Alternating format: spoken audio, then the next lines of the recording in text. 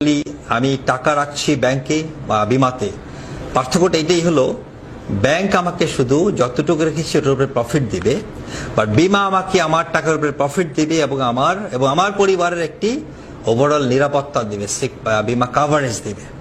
So বিমার এই অ্যাওয়ারনেসটা জনগণের মধ্যে আস্তে আস্তে আরো গ্রো করতে হবে।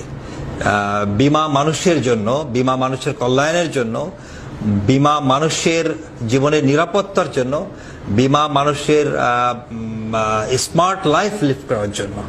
উন্নত বিশ্বে মানুষের বিমা নাই এমন লোক খুঁজে পাওয়া যাবে না। আমরা উন্নত বিশ্বের দিকেই এগোচ্ছি। 2041 সালের মধ্যে ইনশাল্লাহ আমরা ডেভেলপ কান্ট্রির কাতারে দাঁড়াবো। বাই দেন আমাদের সবারই বিমা হবে ইনশাল্লাহ। এবং বাংলাদেশের বিমা সেক্টরগুলো টোটালি অটোমেশন হয়ে যাচ্ছে এবং আপনারা জনগণ, প্রত্যেকটা মানুষই, প্রত্যেকটা পরিবারের প্রত্যেক সদস্যই বাংলাদেশে কোনো না কোনো কোম্পানির বিমা কভারেজের মধ্যে আসবেন এবং you will feel a secured life, a secured tomorrow. ইনশাল্লাহ আমরা ওই থিম নিয়ে আগাচ্ছি এবং আমরা ভালো কিছু দেওয়ার উদ্দেশ্যেই প্রতিনিয়ত কাজ করে যাচ্ছি। সবাই ভালো থাকবেন, ধন্যবাদ।